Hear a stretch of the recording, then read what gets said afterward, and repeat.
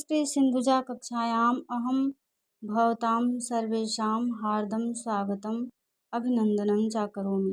तो मित्रों, आज हम महाकवि कालिदास का जीवन परिचय आप लोगों को बताएंगे। पत्नी, इनके सबसे पहले देखते हैं इनकी पत्नी। इनके माता पिता के नाम के बारे में कुछ पता नहीं है। इनकी पत्नी का नाम विद्योत्मा था, ससुर का नाम शारदानंद था और मित्र का नाम इनके जो मित्र थे ये लंका के राजा कुमारदास माने जाते हैं।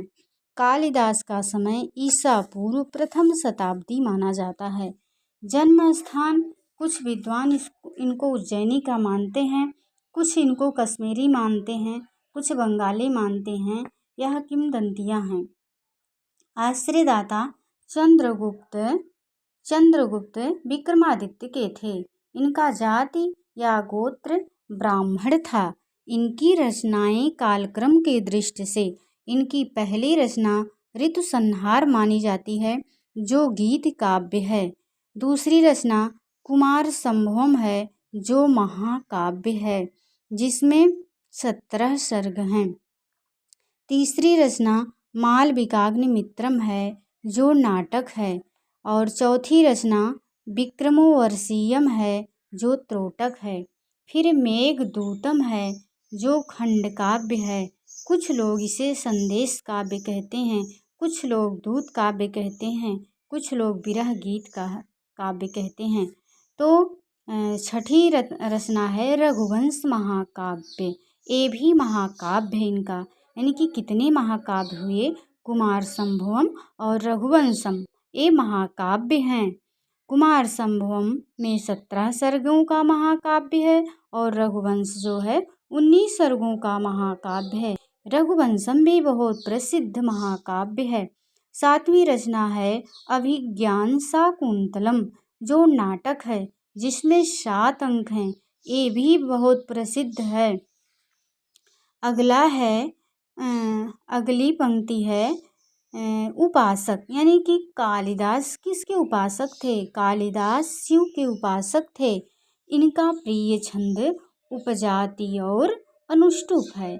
इनका प्रिय अलंकार उपमा है। कालिदास की रीति एवं गुण। कालिदास वैदर्भी रीत के कवि माने जाते हैं और प्रसाद गुण था इनके काव्यों में। अगला है कालिदास का प्रिय रस श्रृंगार रस। कालिदास का प्रिय रस श्रृंगार रस था। कालिदास की अन्य कृतियाँ कालीस्तोत्र, गंगाष्टक, ज्योतिर्विदाभरण, राक्षस काव्य, श्रुतबोध, ये कालिदास की अन्य रचनाएं मानी जाती हैं। कालिदासी जीवन के कुछ महत्वपूर्ण तथ्य। काली देवी की उपासना से विद्या की प्राप्ति हुई इनको। विद्या प्राप्ति के बाद कालिदास का कथन। ये कहा जाता है कि पूर्व में महामूर्ख थे कालिदास और एक विद्योत्मा नाम की विदुषी थी, जिनको अपने विद्वता पर घमंड था ऐसा विद्वानों का मानना है। तो विद्वानों ने सोचा कि इस विदुषी का चलो घमंड तोड़ते हैं। विद्वानों ने प्लान बनाया और कहा कि जो सबसे महामूर्ख होगा उसी से इस विद्योत्मा का विवाह करवाया जाएगा। विद्वानों ने ढूंढने निकला तो देखे कि एक व्यक्ति जिस डाल पर बैठा है उसी डाल को काट रहा है। तो विद्वानों ने सोचा कि इससे बड़ा मूर्ख तो कोई हो ही नहीं सकता है, चलो इसी मूर्ख से विद्योत्मा का विवाह करवाया जाए। विद्वानों ने कालिदास को डाल से उतारा और उनको नहला धुला के चंदन इत्यादि लगा करके और लाल वस्त्र पहना करके विद्योत्मा के सामने ले गए और विद्योत्मा से कहे कि बहुत विद्वान हैं, ये बोलते नहीं हैं, इशारों में कहते हैं कोई चीज़, तो आप बुरा मत मानना।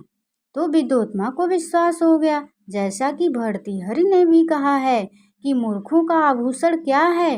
मौन रहना। तो जो मूर्ख व्यक्ति होता है, जिसको कुछ जानकारी ना हो कहीं अगर है, तो उसको नहीं बोलना चाहिए, मौन धारण करना चाहिए। तो विद्योत्मा ने पहला प्रश्न पूछा ब्रह्म के बारे में एक उंगली का ऐसे इशारा किया कि जो निराकार ब्रह्म है वह मतलब उसकी संख्या कितनी है। तो कालिदास ने सोचा कि ये तो हमारी एक आंख फोड़ने के लिए इशारा कर रही हैं। तो कालिदास ने सोचा हम इनकी दोनों आंखें फोड़ देते हैं। कालिदास ने 2 उंगली दिखाया कि विद्योत्मा की दोनों आंख फोड़ने के लिए, लेकिन विद्योत्मा ने सोचा कि सही है, इन्होंने हो सकता है एक निराकार एक साकार ब्रह्म दोनों ब्रह्म के बारे में बता रहे हों। विद्योत्मा ने सही मान लिया उनका उत्तर। फिर विद्योत्मा ने पूछा कि ऐसे 5 उंगली दिखाया जो 5 तत्व हैं छित जल पावक गगन समीरा, इससे जो मिल कर के शरीर का निर्माण हुआ उसके बारे में पूछा।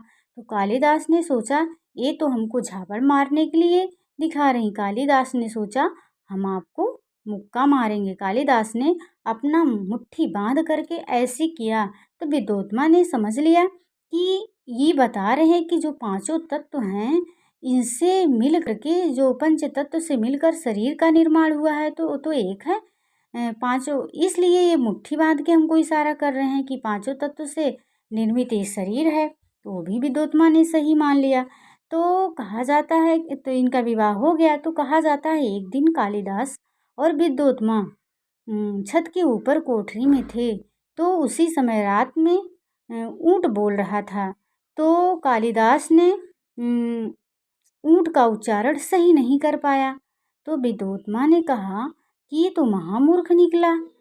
तो विद्योत्मा ने क्रोधित होकर के कालिदास को नीचे फेंक दिया छत से। तो कालिदास ने कहा जाता है पत्नी से अपमानित होकर के उन्होंने काली देवी की घोर उपासना की। तो काली देवी ने प्रसन्न होकर के इनको विद्या दी। तो कालिदास जब विद्या की प्राप्ति कर लिए तो पुनः लौट के आए और अपनी पत्नी से बोले अनावृत कपाटम द्वारम देहि, दरवाजा खोलो। इसके उत्तर में पत्नी विद्योत्मा का कथन आया अस्ति कश्चित वागीशेषः, लगता है कोई विद्वान है। तो कालिदास ने इस अपने पत्नी के कथन से अस्ति से कुमार संभोम की रचना किए। अस्ति उत्तरस्याम दिशि देवात्मा हिमालो राजनगाधिराजो। ये कैसे इसका मंगलाचरण है कुमार संभोम का, तो इससे रचना किए कुमार संभोम का अस्ति से। फिर कश्चित से इन्होंने मेघदूतम की रचना किए। कश्चित कांता विरह गुरुड़ा स्वाधिकारात् प्रमत्ता है। तो कश्चित से मेघदूतम की रचना किए। फिर वागीशेषः से रघुवंश महाकाव्य की रचना किए। वागार्था विसंपृक्तो वागार्था प्रतिपत्ते जगतः पितरो वंदे पार्वती परमेश्वरो।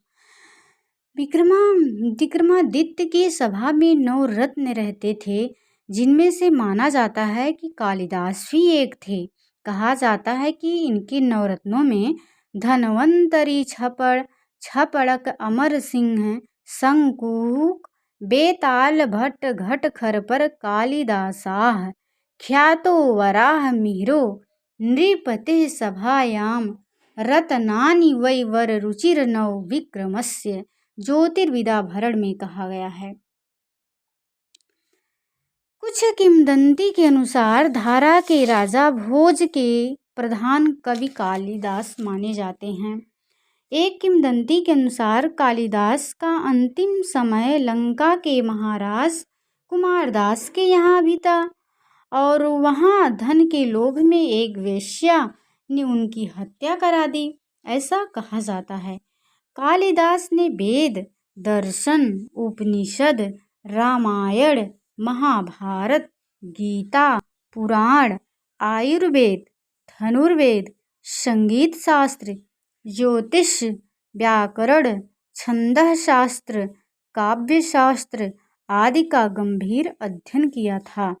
बाद में राजकवियों को कालिदास कहने की परंपरा चल पड़ी। राजशेखर ने ऐसे 3 कालिदासों का उल्लेख किया है। एकोऽपि जीयते हन्त कालिदासो न केनचित् श्रृंगारे ललितोद्गारे कालिदासत्रयीकिम्। कालिदास की उपाधियाँ: दीपशिखा कालिदास, रघुकार, कवि कुलगुरु, कविता कामनी विलास, उपमा सम्राट। महाकवि कालिदास ने मालविकाग्निमित्र की प्रस्तावना में प्रथित यशसाम भास सौमिल्य के द्वारा भास सौमिल्य आदि अपने पूर्ववर्ती कवियों को सादर स्मरण किया है। कालिदास की कुछ महत्वपूर्ण प्रशस्तियाँ देखते हैं। पहला है निर्गतासु नावाकस्य कालिदासस्य सूक्तिषु प्रीतिर्मधुर सांद्रासु मंजरीषु जायते। बाणभट्ट ने कहा है हर्षचरित में। अगला है गोवर्धनाचार्य ने आर्या सप्तशती में कहा है साकूत मधुर कोमल विलासनी कंठ कूजित प्राये शिक्षा समये मुदे रतिलीला कालिदासोक्ति। फिर जयदेव प्रसन्न रागों में कहे हैं कवि कुल गुरु कालिदासो विलासः। कवि कुल गुरु कालिदासो विलासः किसने कहा है? जयदेव ने प्रसन्न रागों में कहा है। लिपता मधुर व्रेणासन यस्य निर्विषया गिरः तेनेदं वर्त्म वैदर्भम कालिदासेन शोधितम। दंडी ने अवंती सुंदरी में कहा है।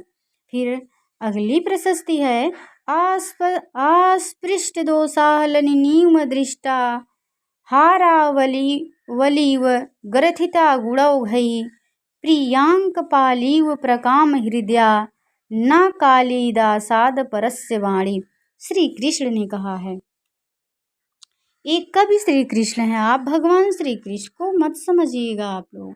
अगला है ख्यातः कृतिसोऽपि च कालिदासः शुद्धा सुधा स्वादुमती च यस्य वाणी मिषाश्चंद्रमरीचिगोत्र सिंधोः परम पारम वाप कीर्ति।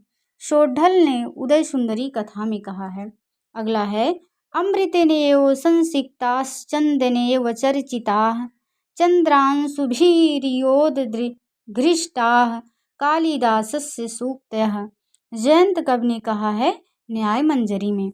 अगला है एकोऽपि जीयते हन्त कालिदासो न केनचित् श्रृंगारे ललितोद्गारे कालिदासत्रयीकिम्।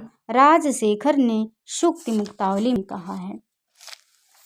अगला है वैदर्भी कविता स्वयं वृत्तवती कालिदासम वरम। अज्ञात कवि ने कहा है पुष्पेषु चंपा नगरीषु कांची नदीषु गंगा न्यूरेषु रामाः नारीषु रंभा पुरुषेषु विष्णुः काव्येषु माघा कवि कालिदासः। घटखरपर ने कहा है।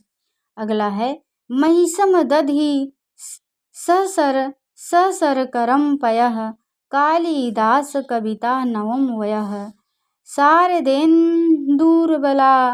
च कोमला स्वर्ग शेषम उपभुज्यते जनः। आचार्य उद्भट ने कहा है। अगला है काव्येषु नाटकम रम्यम तत्र रम्या शकुंतला तत्रापि च तच्चतुर्थो अंकः तत्र श्लोक चतुष्टयम्।